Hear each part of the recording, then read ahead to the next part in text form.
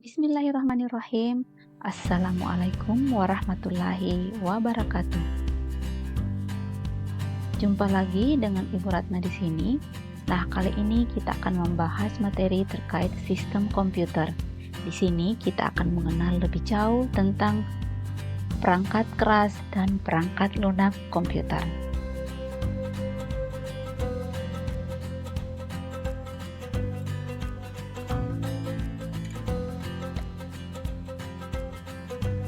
Komputer itu berasal dari bahasa Latin yaitu computare yang artinya menghitung.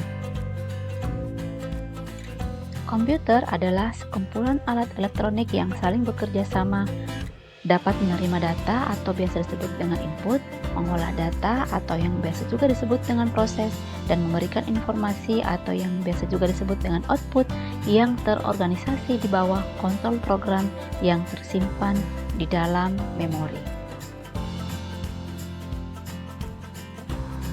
Ada beberapa keuntungan menggunakan komputer. Yang pertama adalah mampu mengakses data dengan cepat dan tepat. Yang kedua, menghasilkan informasi dari data yang lampau. Dan yang ketiga adalah mampu memproses data yang sangat besar menjadi informasi.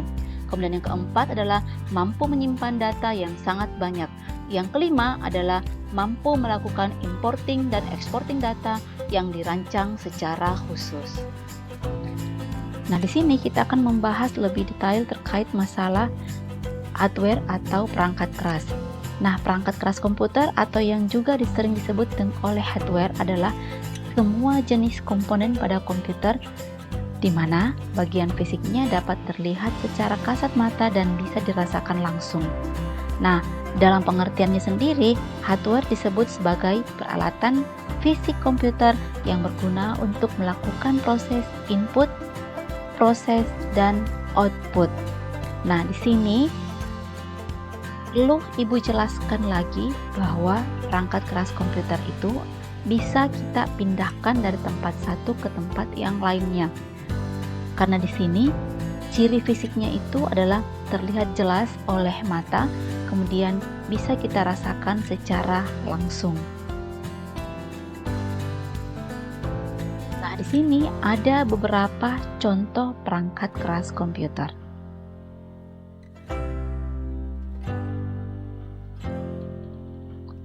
Di dalam perangkat keras komputer ada yang disebut dengan input device atau piranti masukan. Nah, input device ini berfungsi sebagai pintu masuk dari data yang akan diolah piranti pemroses. Contohnya adalah keyboard, mouse, scanner, kamera digital, webcam, voice recorder, dan layar sentuh, serta mousepad. Nah, di sini ada beberapa contoh input device. Bisa kalian perhatikan baik-baik.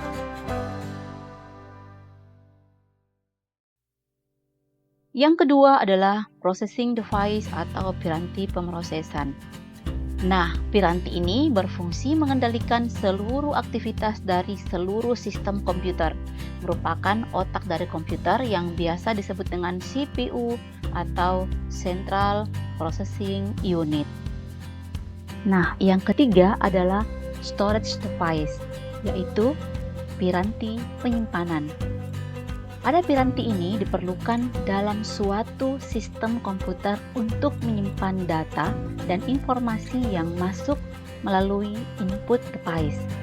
Selain terdapat penyimpan utama, terdapat juga penyimpanan pendukung seperti flash disk, hard disk, DVD.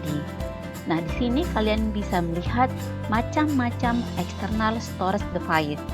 Ya, di sini ada DVD room, ada hard disk eksternal atau hard disk, kemudian ada floppy disk, ada flash disk, ada CD room, dan ada juga yang disebut dengan hard disk. Yang keempat adalah output device atau piranti keluaran. Nah, piranti ini berfungsi menyampaikan informasi hasil dari proses komputer kepada manusia atau dilanjutkan ke mesin lainnya. Nah, contohnya adalah layar monitor, printer, speaker, proyektor, headset, plotter, dan lain-lain sebagainya.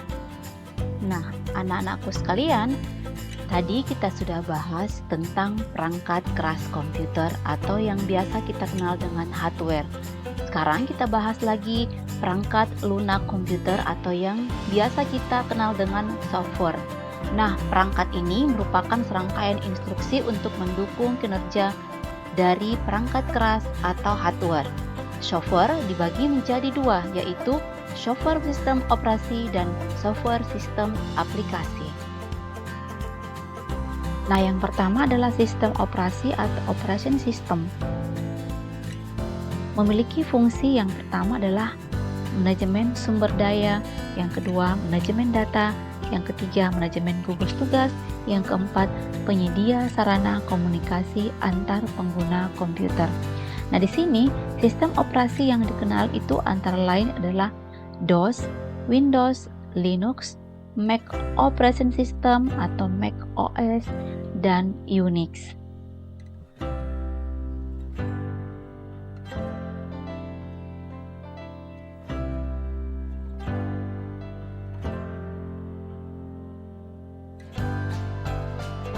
Yang kedua adalah software aplikasi. Nah, software ini merupakan sebuah software yang memanfaatkan kemampuan komputer langsung untuk melakukan suatu tugas yang diinginkan pengguna secara cepat. Contoh software aplikasi antara lain yaitu Microsoft Word, Microsoft Excel, Microsoft PowerPoint, Adobe Photoshop, CorelDRAW, Opera, Google Chrome, dan lain-lain sebagainya. Dan yang ketiga atau yang terakhir adalah pengguna atau brainware. Merupakan orang yang menggunakan komputer. Pengguna komputer akan memasukkan perintah-perintah melalui input device sehingga komputer akan mengolah sesuai dengan instruksi penggunanya. Nah, di sini kalian bisa melihat dengan jelas sebuah sistem antara hardware, software, dan brainware. Ketiga unsur tersebut saling berhubungan dan membentuk satu kesatuan. Hardware tidak akan berfungsi tanpa software, demikian pula sebaliknya. Keduanya juga tidak akan bermanfaat apabila tidak ada pengguna atau brainware yang mengoperasikan dan mengendalikannya. Terima kasih. Wassalamualaikum warahmatullahi wabarakatuh.